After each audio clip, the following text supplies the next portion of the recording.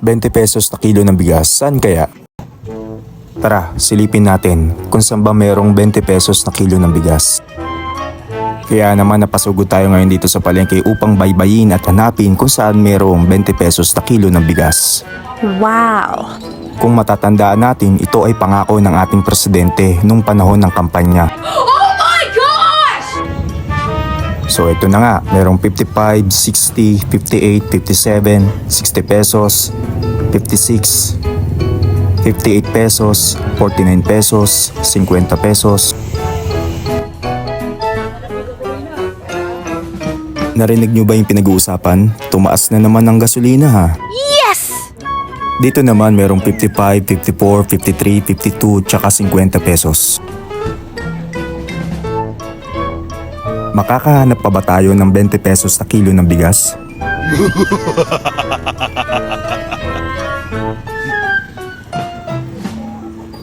Dito, silipin natin baka meron ditong 20 pesos na kilo ng bigas.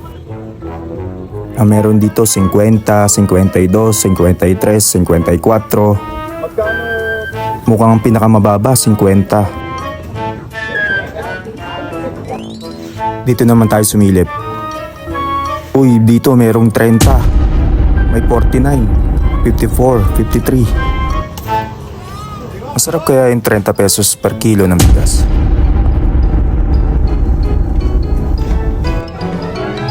Maglakad pa tayo at baka meron tayong makita na 20 pesos per kilo ng bigas. Nakakalungkot at wala tayong nakitang 20 pesos per kilo ng bigas.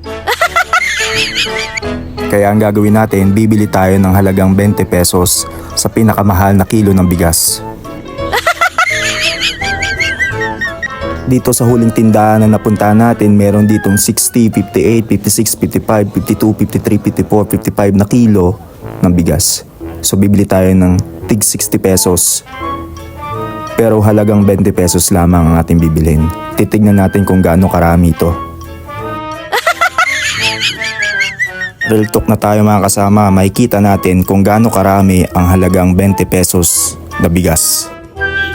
Isa lang masasabi ko sa pag-iikot ko sa palengke, wala akong nakitang 20 pesos per kilo ng bigas.